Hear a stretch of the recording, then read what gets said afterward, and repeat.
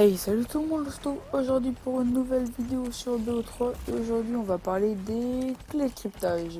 Bon d'abord je vais vous poser le gameplay, on était en 2v2 sur Fringe, j'étais avec SW870M, on était contre Zenetic Ali et Black Nex et on perdait 5-0.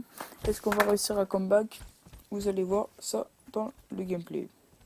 Donc déjà, les clés de cryptage ne dépendent en rien de votre score à la fin d'une game, que si vous faites une bonne ou une mauvaise game, ça va changer. Donc vous pouvez faire du 52-6 ou du 0,42, vous allez gagner le nombre de clés de cryptage.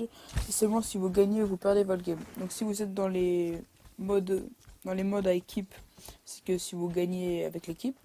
Aussi dans les modes solo, si vous êtes dans le top 3, c'est considéré comme une victoire. Et aussi, les clés de cryptage dépendent de votre temps de jeu. Donc ça peut être normal, plus vous jouez, plus vous allez gagner les clés de cryptage. Pour l'instant, c'est normal. Donc si vous gagnez votre partie, vous allez gagner 0,29 clés de cryptage par minute.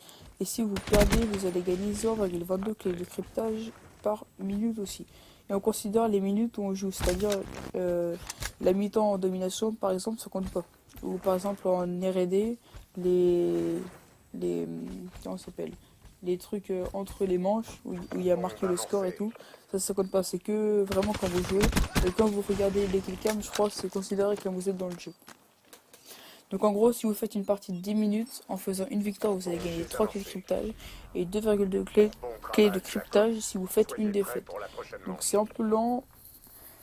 Donc il va falloir 3 à 4 games pour débloquer un colis standard qui coûte 10 clés de cryptage. Donc ça c'est... Après vous pouvez lire c'est court, c'est long, après c'est le jeu, c'est comme ça.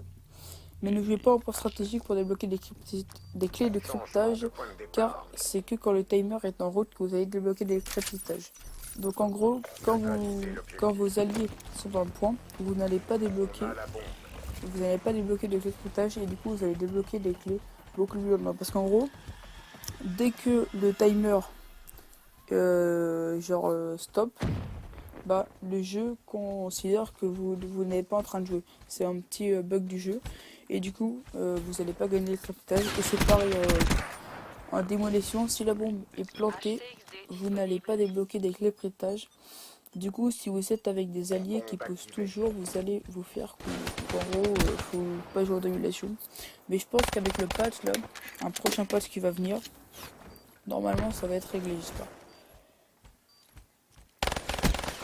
Voilà, et donc en gros, pour gagner plus de clés de cryptage, n'allez pas en démolition ou en poste stratégique et après allez dans les modes de jeu où vous gagnez le plus et où c'est le plus long. Donc mêlée générale, je sais que moi je gagne souvent mais c'est pas forcément longtemps.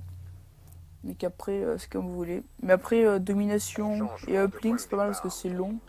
Et souvent si vous jouez avec des alliés c'est un peu facile à gagner quand même. Donc voilà, c'est un petit focus sur les clés de cryptage. Et normalement, la game n'est pas terminée, donc je vais vous mettre la suite dans une prochaine vidéo comme ça. Bon allez, ciao. HCXD opérationnel.